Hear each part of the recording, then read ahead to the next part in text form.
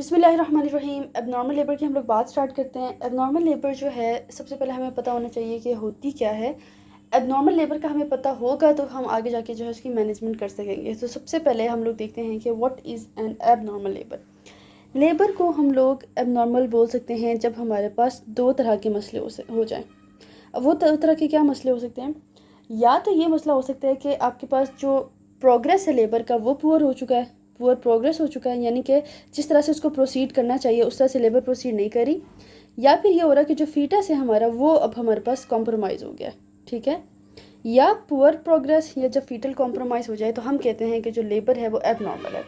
अगर poor progress को भी मैं फर्दर क्लासीफाई करूँ तो उसमें या तो अगर आपके पास सर्वाइकल डायलिटेशन के अंदर मसला आ रहा है तब, और अगर आपके पास क्या कहते हैं जो प्रेजेंटिंग पार्ट है वो सही से नीचे प्रेजेंट नहीं कर रहा, अगर उसके अंदर मसला आ रहा है तो दैट मीन्स के आपके पास पुअर प्रोग्रेस है, ठीक है। सो लेबर एबनॉर्मल तब होती है जब पुअर प्रोग्रेस हो या फीटल कॉम्प्रोमाइज़ हो।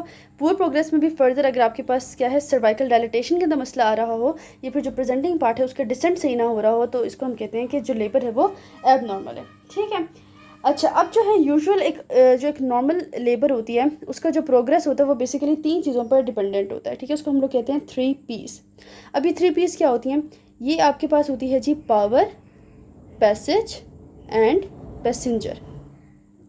पावर से मुराद ये है यूट्राइन कॉन्ट्रैक्शन। जितनी अच्छी यूट्राइन कॉन्ट्रैक्शंस होंगी उतनी अच्छी जो है आप कह लें लेबर की प्रोग्रेस होगी, क्योंकि उतनी आसानी से क्या है फीटस आगे की तरफ आता जाएगा और डिलीवरी की तरफ आ जाएगी, सही है।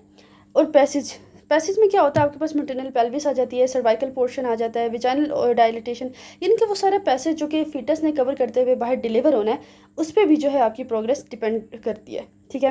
And the third one is passenger itself, जो कि आपके पास बेबी है, ठीक है। वो आपके पास अगर गुड साइज बेबी है तो ऑब्वियसली थोड़ा सा मुश्किल हो जाएगा उसको डिलीवर करवाना।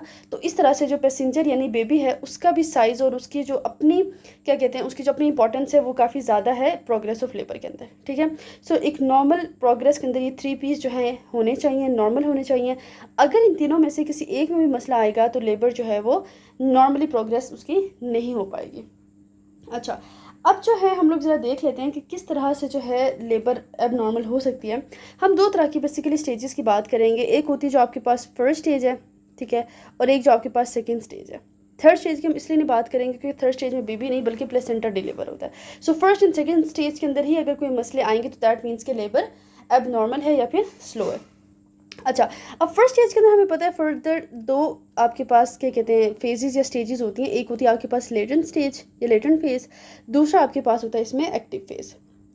अब जो लेटेंट फेज का हम लोगों ने टाइम पढ़ा था नॉर्मली वो 3 to 8 आवर्स तक का पढ़ा था, ठीक है।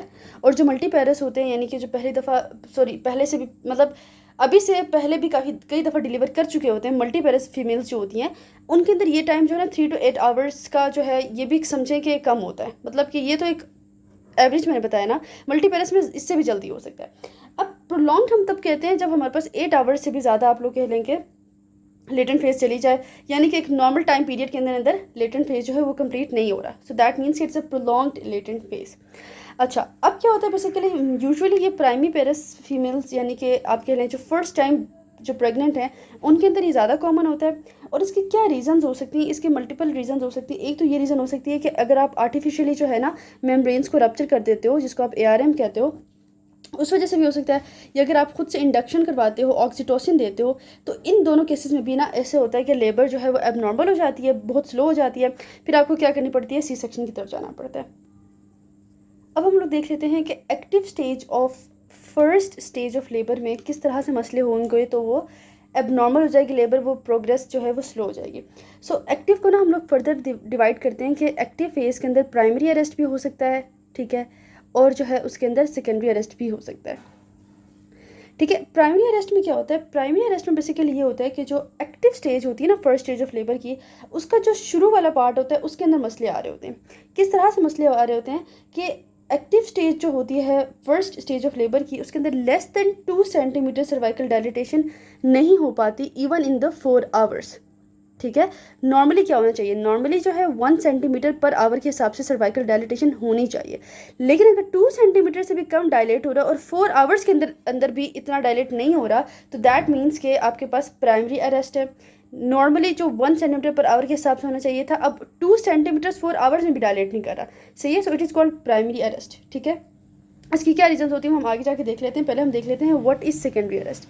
सेकेंडरी अरेस्ट में बेसिकली ये होता है कि जब प्रोग्रेस जो थी वो एक्टिव फर्स्ट स्टेज के अंदर नॉर्मल थी, ठीक है, अच्छी थी। अब क्या हुआ है कि एकदम से कोई मसला हुआ है और टोटली पूरी प्रोग्रेस जो है वो रुक चुकी है।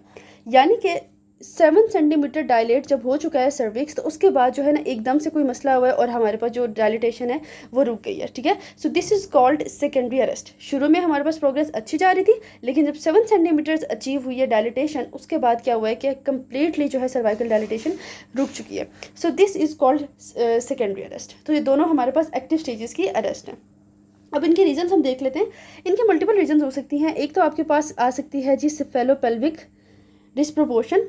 अब सेफेलोपेल्विक डिस्प्रोपोर्शन बेसिकली क्या होता है कि एक आप समझ लें कि साइज़ का मिसमैच होता है between the maternal pelvis and the head of the foetus.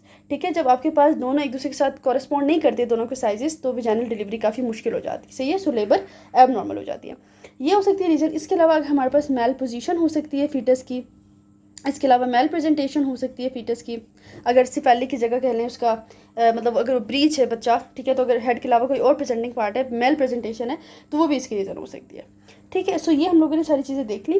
अब जरा हम देख लें कि अरेस्ट अगर हमारे पास सेकंड स्टेज में आए तो वो हमें कैसे पता चलता है। वो हमें इस तरह से पता चलता है कि आपके पास सेकंड स्टेज के अंदर एक मैटरनल अर्ज होती है ना, टू पुश द बेबी। अगर उस अर्ज के फ़ौरन बाद डिलीवरी नहीं हो पाती तो दैट मीन्स के सेकंड स्टेज के अंदर मसला आ चुका है। अब इसकी भी मल्टीपल रीजंस होती हैं। एक हो सकती है आपके पास अगर यूट्राइन कॉन्ट्रैक्शन जो है वो अच्छी नहीं है, यूट्राइन एक्टिविटी इतनी अच्छी नहीं है। अगेन अगर आपके पास मेल पोजीशन है, मेल प्रेजेंटेशन है, वही सेफेलोपेल्विक डिस्प्रोपोर्शन है, या फिर अगर आपके पास एक रेजिस्टेंट पेरिनियम है, तो ये सारी चीज़ें जो है सेकेंड स्टेज को प्रोलॉन्ग कर सकती हैं। ठीक है, और सम केसेस में तो समझा जाता है ये मैटरनल फेयर की वजह से भी हो रहा होता है। ठीक है, पेन की वजह से भी हो सकता है, मैटरनल एग्जॉशन की वजह से भी हो सकता है।